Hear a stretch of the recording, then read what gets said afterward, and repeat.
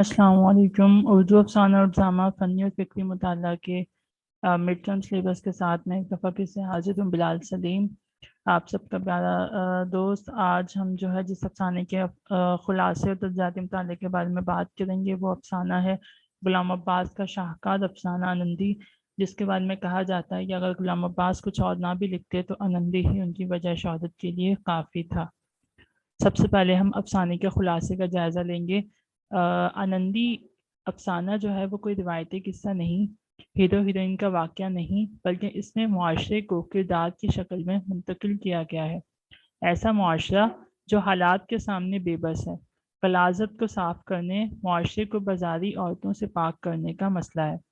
Sir जोड़कर कोशिश की जाती है, वक्ती तौर पर हल सूदमंद साबित होता है, लेकिन गुजरते हुए माह साल के बाद फिर वही सूरत हाल पैदा होने लगती है। आखिर क्यों? मुसन्निफ ने पूरे अफसाने में कहीं कोई समाजी बहस नहीं छेड़ी और ना अखलाकियात की बात की है, ताहम हकीकत हाल की अक्कासी से चश्मपोशी नहीं की है। कारी के सामने मुकम्मल सूरत हाल इशारों इशारों में रखती है और फैसला इनकी फहमो फिरासत पर छोड़ दिया है। कारी इस पर गौर करता है कि क्या इनके पास कोई इनकलाबी फ़िक्र नहीं थी। शहर के लोग नहायत संजीदा मसले पर यकसोई से मसले का मुहार्रिक तलाश करके उसे ख़त्म करने से ज़्यादा सामने की चीज़ों को बदलने की कोशिश करते हैं, लिहाजा तब्दीली के बावजूद मामला जूं का त्यों रहता है।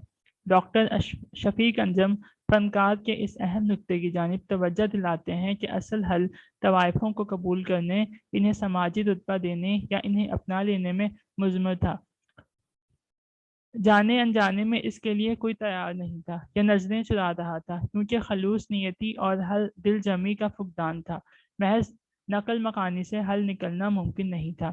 ऐसा ही हुआ और होता रहेगा। दरअसल कहानी इस इंसानी नफ्सियात की दुखती हुई रग पर उंगली रखती है, जिससे ये जाहिर होता है कि लोग पुरानी को पुरानी समझते हैं, इससे निजात भी हासिल करना चाहते हैं, मगर अमली तौर पर इससे जड़ से उखाड़ निकालने की हिम्मत नहीं जुटा पाते हैं। अफसाने की कहानी इसी के गिर्द घूमती है। अब हम तज्जियाती मुताले पर गौर करेंगे। आनंदी गुलाम अब्बास का सबसे ज़्यादा मौसर और कामयाब अफसाना है। बज़ाहिर ये तवाइफों की बाज़ आबादकारी और इनके लिए नई बस्ती बसाने की दास्तान है, लेकिन अफसाना निगार ने आनंदी में ज़िंदगी के और कई पहलुओं को समेट लिया है। कई रुख अपना लेने वाला ये अफसाना निहायत मौसर है। बज़ाहिर बात बल्दिया के इजलास की है, कार्रवाई ज़ोर शोर से जारी है, बातचीत, मुबाहिसा, शोरगुल, अपने अपने दावों की पेशकश, हंगामा आराई, आला इक़दार की बातें, लेकिन महज बातें। एक मंजर के बाद दूसरा मंजर, बड़े बड़े मसाइल, बड़े बड़े दावे। चुनाचा बल्दिया का ये इजलास हमारी असम्बलियों, पार्लिमान के इजलासों का एक इशारिया बन जाता है। गुलाम अब्बास नहायत एहतियात लेकिन गैर मामूली सराहत और खुश असलूबी के साथ बल्दिया के इजलास की कार्रवाई को सामने लाए हैं, और फिर इनका अंदाज बयान कि गोया सब कुछ हमारे सामने हो रहा है, हम इसके चश्मदीद गवाह हैं। ये नाम नहाद अशराफिया का रवैया है, और ये सिर्फ बल्दिया के इजलास की बात नहीं है। जलसों, जलूसों, सेमिनारों और अवामी प्लेटफार्मों पर कहाँ नहीं देखा जाता है। बातें बड़ी बड़ी होती हैं मगर अमल कहीं भी नहीं। अशराफिया जो ज़नान बाज़ारी के वजूद को इंसानियत, शराफत और तहजीब के दामन पर एक बदनुमा दाग तस्वुर करते हैं, खुद अपने आप का जायज़ा नहीं लेते हैं। ये वो लोग हैं जो खुद कोई जिम्मेदारी कबूल नहीं करते, बल्कि माशरे में जालसाजी और चापलूसी के बढ़ते हुए इस्तेमाल को हवा देते हैं। कत्ल गारतगरी, खुदकुशी और दिवालिया की अफसूं होती हुई वारदातों का सबब इन जनान बाजारी के नापाक वजूद को करार देते हैं। गर्ज बल्दिया के इजलास में हंगामा आराई होती है, मुख्तलिफ अरकान अपनी अपनी आरा का इजहार करते हैं, और आखिर में बाइत्तफाक आदा तय पाता है कि जनान बाजारी को शहर से मुंतकिल कर दिया जाए। चुनाचा शहर से 6 कोस दूर ऐसे इलाके में जो खंडर था, इन्हें मुंतकिल कर दिया जाता है। बेशतर तवाइफों ने बादल नख्वास्ता यहाँ अपना मस्कन बनाने पर राजी होती हैं। गुलाम अब्बास ने नहायत खूबी और कमाल हुनरमंदी के साथ ये बताने की सही की है कि जनान बाजारी की बस्ती को यूं शहर से दूर बसाना मसले का हल नहीं है, क्योंकि उजाड़ और वीरान बस्ती में जब मकानात की तामीर के काम का आगाज़ हुआ तो लीजिए यहाँ भी बस्ती बस गई। پہلے تو ایک بڑھیا ایک لڑکے کے ساتھ آئی اور سگریٹ، بیری، چنے اور گڑ کی بنی ہوئی مٹھائیاں بیچنے لگی۔ 200-250 مزدور تو کام پر لگے ہی ہوئے تھے، ان کی ضرورتوں کی تکمیل ہونے لگی۔ پھر کوئی شربت بیچنے والا آیا، کوئی خربوزے لے آیا، اس طرح کباری، بمباری وغیرہ آ گئے۔ طرح طرح کی دکانیں لگ گئیں۔ حلوائی، کسائی، کنجرا، درزی، حجام، رنگریز، بساتی، عطار اور دیگر دکانداروں نے اپنی اپنی دکانیں کھولی۔ تھیٹریکل کمپنی بھی آ گئی جو جلد ہی سینما ہال میں تبدیل ہو گئی۔ بجلی کا انتظام بھی ہو گیا، ڈاک خانہ بھی کھل گیا۔ نقص امن کے اندیشے کے تحت سرکار نے پولیس تھانہ بھی کھول دیا۔ ہوٹل، لاجنگ، سوڈا واٹر کی فیکٹری والا، فوٹوگرافر، ایک سائیکل مرمت کرنے والا، پٹواری، بوٹ شاپ والا، ڈاکٹر، کلال خانہ اور گھڑی ساز نے بھی اپنا اپنا کاروبار جما لیا۔ اور 20 سال گزرے ہوں گے کہ یہاں ریلوے اسٹیشن، ٹاؤن ہال اور جیل خانہ بھی بنائے گئے۔ بڑھتی ہوئی آبادی کی ضرورتوں کو پورا کرنے کے لیے ایک college, 2 school, 8 primary school, 6 cinema hall بھی قائم ہو گئے۔ روزانہ، ہفتوزہ، ماہانہ رسائل و جرائد بھی آنے لگے۔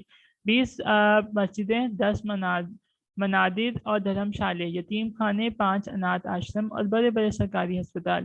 غرض یہ علاقہ ایک بھرپور شہر بن گیا جس کی اپنی مجلس بلدیہ بھی ہو گئی۔ اس کا نام پہلے حسن آباد اور آخر میں انندی طے کیا گیا۔ جزیات نگاری کا یہ فنی کمال ہے کہ ویرانہ بستی میں منتقل ہو جاتا ہے۔ یہ افسانہ غلام عباس کے دیگر افسانوں سے ان معنوں میں مختلف ہے کہ ان کا طرز اسلوب بڑا آسان اور سیدھا سادہ معلوم ہوتا ہے، لیکن اس میں جو علامتی تہداری ہے وہ سماج کے مہذب انسانوں پر شدید طنز کا اشاریہ ہے۔ اس میں انہوں نے بالواسطہ طور پر یہ بتانے کی کوشش کی ہے کہ معاشرے سے طوائفوں کا خاتمہ ممکن نہیں۔ یہ ایک طرح سے ہمارے معاشرے کی ضرورت بن گئی ہے۔ پہلے کبھی ان کے اپنے محلے ہوا کرتے تھے، آج وہ کیفیت تو نہیں، پھر بھی کال گرلز کی صورت میں ان کا وجود نمایاں ہے۔ ان کو آپ لاکھ ختم کرنا چاہیں، یہ کسی نہ کسی صورت میں معاشرے میں اپنا وجود باقی رکھیں گی۔ اس پوری روادات کے لیے افسانے میں منظر نگاری اور جزیات نگاری اپنے نقطۂ عروج پر ہے۔ ایک اجار علاقے اور ویرانے کو آباد کرتے ہوئے شہر کی صورت میں لانے کے لیے جن پیشہ وروں، دکانداروں، کاریگروں اور دیگر افراد کی ضرورت ہوتی ہے، غلام عباس نے اپنے وسیع مطالعہ اور گہری نظر کی وجہ سے ان سب کو ایک ایک کر کے یکجا کیا اور ویرانے کو آباد کر دیا۔ ان کی نگاہ ہر جزو اور چھوٹی سے چھوٹی چیز پر ہوتی ہے، یہ ان کے فن کا کمال ہے۔ جہاں تک کرداروں کا تعلق ہے، انندی میں دیگر افسانوں کی طرح کردار نہیں ملتے۔ یہاں معاشرے کا ہر فرد ہے، ہر پیشہ ور فن کا مظاہرہ کرنے والا، تاجر، مزدور، دکاندار، سب اپنی اپنی جگہ کردار ہیں جن کی معاشرے میں جزو کی حیثیت ہے، لیکن جو اپنی جگہ ایک کل بھی ہیں۔ موضوع طوائف ہے لیکن کوئی ایک طوائف نہیں، طوائفوں کا قبیلہ۔ افسانہ پڑھنے طوائف سے حقارت نہیں ہوگی۔ دیگر افسانہ نگاروں نے طوائف کو جس طرح پیش کیا ہے، یہاں وہ طوائف یا صورتحال نہیں ہے، اس لیے یہ افسانہ کچھ اور نوعیت کا ہے۔ یہاں معاشرہ جو غاصب کی حیثیت سے سامنے آتا ہے، ایک ویلن کی صورت میں طوائفوں کے حقوق کو غصب کرتا ہے، ان کے موقف کا استحصال کرتا ہے۔ غلام عباس نے حقیقت نگاری سے کام لیتے ہوئے طوائف کے تعلق سے ساری وسعتوں کو سمیٹ لیا ہے۔